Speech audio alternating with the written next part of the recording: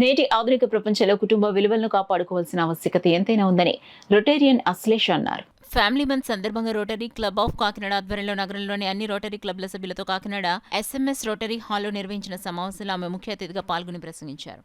కుటుంబ నిర్వహణ, వాటిలోని సాధక బాధకాల గురించి వివరించారు. రోటరీ క్లబ్ ఆఫ్ కాకినాడ అధ్యక్షులు గోపు కాశీ విశ్వనాథ్ అధ్యక్షతన జరిగిన సమావేశంలో ఒక దివ్యాంగ బాలికకు క్లబ్ తరపున ఆర్థిక సహాయం అందించారు.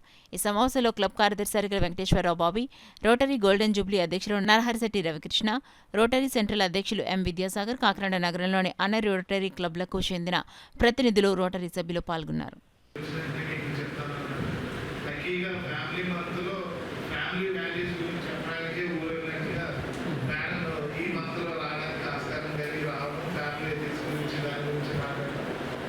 ఈసారి మేడం వచ్చినందుకు డిస్కరేజ్ అవుతారేమో, రొటీన్గా మాకు వచ్చే 10-15 మంది వస్తారేమో దగ్గర ఒక 50 మందికి అనిపించినందుకు అంత దూరం నుంచి మేడం రప్పించినందుకు నాకైతే సాటిస్ఫాక్షన్ కాదు. మేడంకి అయితే కొంచెం డిస్సాటిస్ఫాక్షన్గా ఉండొచ్చు, ఎందుకంటే హ్యూజ్ గ్యాదరింగ్ చూసి ఇంత తక్కువ మందికి చెప్పినందుకు.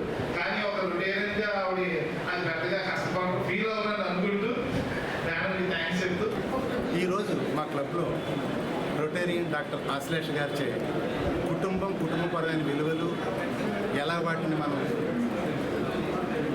విశ్లేషించుకోవాలి, సంభాళించుకోవాలి అనే విషయం మీద, ఎందుకంటే దాని అవసరం ఎక్కువైంది ఈ మధ్యకాలంలో అనే విషయం మీద ఆమె రమ్మని కోరగా రాజమండ్రి నుంచి, మా రోటరీ క్లబ్ రాజమండ్రి నుంచి వచ్చి ఆమె ఇక్కడ క్లబ్ సభ్యులను ఉద్దేశించడం జరిగింది. ఈ సందర్భంగా రమాదేవి 50 మంది సభ్యులు మా క్లబ్లో పాల్గొన్నారు వేళ.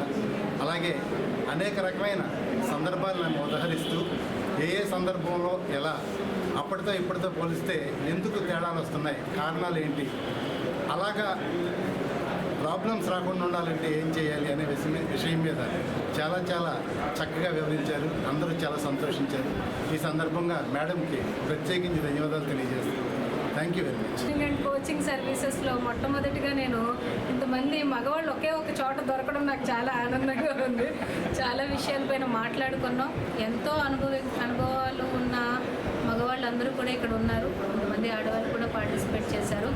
సో ఎవరికి ఎవరు ఏమి చెప్పుకోవాలన్నా కూడా ఈరోజు ఒక ప్లాట్ఫామ్ అరేంజ్ చేయడం అనేది చాలా ఇంపార్టెంట్.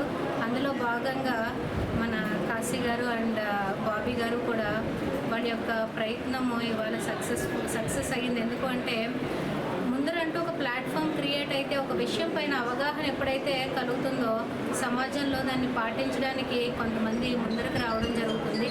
అసలు విషయం పైన విశ్లేషణ, చర్చ లేకుండా విషయము పబ్లిక్లోకి వెళ్ళడం పాసిబిలిటీ అవ్వదు. కాబట్టి ఇలాంటి ప్రోగ్రామ్స్ ఇంకా ఎన్నో చేయాలని మనస్ఫూర్తిగా కోరుకుంటున్నాను.